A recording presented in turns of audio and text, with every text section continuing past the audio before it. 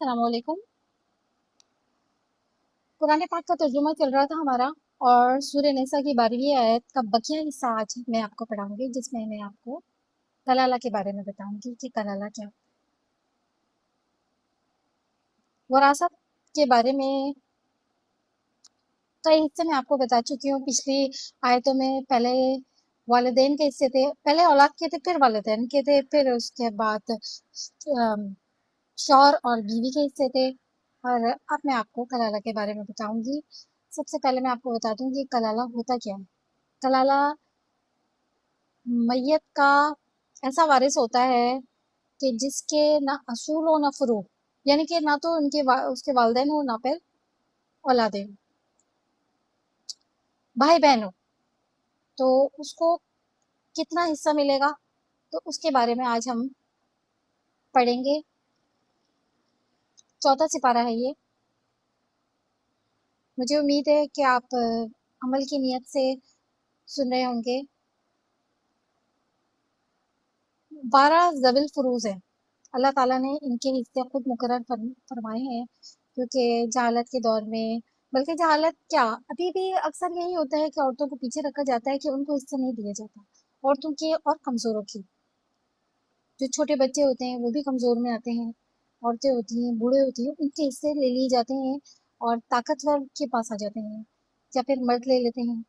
तो अल्लाह ताला ने खुद ही मुकर्रर फरमा दी है हिस्से कि भाई आप जो हैं उनको हिस्सा करते हैं जिनसे आपको फ़ायदा होता है, तो ये नहीं करना चाहिए। अच्छा, सबक शुरू करते हैं। आऊज़ु बिल्लाहि मिनश शैतानिर रजीम, बिस्मिल्लाहिर रहमानिर रहीम। व इन काना, वो और को कहते हैं इन, अगर वो कहते हैं, और अगर, काना है, और अगर है, रजुल मर्द के लिए आता है, मर्द या आदमी, और अगर है मर्द, यूरसु वारिस उसका कलाला, यानी उसका वारिस कलाल है। कलाला मैं आपको बता चुकी है, जिसके वालिदैन और जिसके औलादे ना हो, और अगर है मर्द, वारिस उसका कलाला है। अब इमरातुन, या फिर अ, मर्द है, वलऊ अखुन, उसकी भाई है, या फिर उख्तुन, उसकी एक बहन है। वलिकुल्लिन, वलिकुल्ली, बस हर एक के लिए, हर एक के लिए, एक इसको कहते हैं हर कुछ, ठीक है, बस हर एक के लिए, मिनहुमा, उन दोनों में से, सुदुसु, सुदुस हिस्सा है। कितना हिस्सा है? छठा हिस्सा है।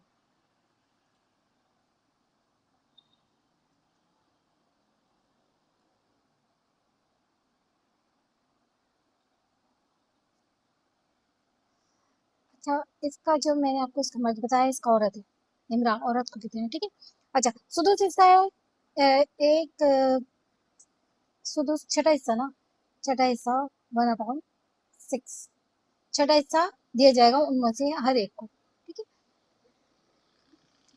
फिर कानू, फिर अगर है ज्यादा, मिन जालिका, इससे, यानी इससे ज्यादा बहन भाई है। पहले तो बताया कि उसका एक भाई हो या फिर एक बहन हो, तो हर एक को कितना मिलेगा? सुदुस हिस्सा मिलेगा। फिर अगर है ज्यादा, यानी इससे ज्यादा हो, मिन जालिका, फहुम, बस वो शरीक होंगे, शुरकाओ, बस वो शरीक होंगे फिर सुलूसी, सुलूस हिस्से में 1/3, 1/3, यानी एक तिहाई हिस्से में वो सारे के सारे शरीक हो जाएंगे। मिन बादी वसीयती युसवा बिया, वसीयत के बाद या फिर कर्ज के बाद। इसकी तफसील थोड़ी सी मैं आपको बताती हूँ, पहले भी बता चुकी हूँ लेकिन दोबारा रिपीट करूंगी। गैर मुज़ारिन, ना नुकसान देने वाला, मुज़ार को कहते हैं नुकसान देने वाला, ना नुकसान देने वाला। अच्छा, नुकसान देने वाला क्या मतलब? कि मैयत जो थी, मरने से पहले उसने किसी कर्ज का इकरार कर लिया, जबकि उसने नहीं लिया, क्योंकि वो चाहता था कि वारिस को या कलाला को, वारिस को कुछ हिस्सा ही नहीं मिले, या फिर ऐसी वसीयत कर गया कि जिससे उसको हिस्सा कम मिले।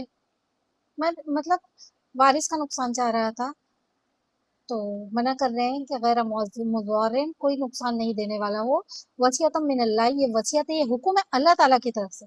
یہ اللہ تعالیٰ کی طرف سے، آپ بیچ میں کچھ نہیں کر سکتے. یہ مرنے والا کسی کو وصیت کر جائے، وصیت تو ایک تائی مال سے ہی ہوتی ہے. ٹھیک ہے. وصیت ہے اللہ تعالیٰ کی طرف سے، حکم ہے اللہ تعالیٰ کی طرف سے. واللہ علیم، اور اللہ تعالیٰ جاننے والا ہے، یہ سب کچھ جاننے والا ہے نا. اور کون؟ حلیم، حوصلے والا ہے، برداشت والا ہے. کہ بھئی آپ نے جب یہ کر لیا تو اللہ تعالیٰ آپ کو پھر بعد میں پوچھ لے گا. دنیا میں بھی پتہ چل جاتا ہے جو جو کرتا ہے اس کے آگے آگے تو اس کا دل اول تو سکون سے نہیں رہتا، وہ ہمیشہ پریشان رہتا ہے. نیکی میں سکون ہے. اچھا، جب کوئی انسان مر جاتا ہے، میت ہو جاتی ہے گھر کے اندر یا کہیں پر بھی، تو وہ سارا مال جتنا بھی میت نے چھوڑا ہے وہ سب وراثت ہو جاتا ہے، اس کا مال اب نہیں کہلاتا. کفن دفن کرنے کے بعد، مطلب کفن لے کر آئے، پھر اس کا جو قبر کا کھدائی وغیرہ ہوتا ہے سارا، وہ اس کے مال سے ہوگا. پھر اس کے بعد اس سے قرض ادا کیا جائے گا اگر اس نے قرض لیا ہے تو، اور اگر قرض نہیں لیا ہوا تو نہیں ادا کیا جائے گا. پھر اس کے بعد اس کی وصیت نافذ کی جائے گی ایک تہائی مال سے، اس سے زیادہ میں سے نہیں. پھر جو بچے، اگر بچے تو سب وارثوں کا ہوگا. اور یہ وارث اللہ تعالیٰ نے فرما دیے ہیں، 12 ذوی الفروز ہیں، اور اسباب بھی ہیں اس کے اندر، جو بچہ وہ مال لے لیتے ہیں. انشاءاللہ اس کے بارے میں بھی میں آپ کو بتاؤں گی. مجھے امید ہے کہ آپ کو سمجھ میں آ گیا ہوگا. یہ بہت اہم مسئلے ہیں، یہ بہت گہرے مسئلے ہیں، اور جو چیز میں آپ کو پڑھا رہی ہوں تو اس کو، یہ اصل میں سراجی کا مسئلہ ہے، اور اس کو پڑھنے کا بھی بہت ثواب ہے، اس کو سمجھنے کا بھی بہت ثواب ہے. تو اس کو کرنے کا، اس کے عمل کرنے کا کتنا بڑا ثواب ہوگا، دعاؤں میں یاد رکھیے گا. السلام علیکم.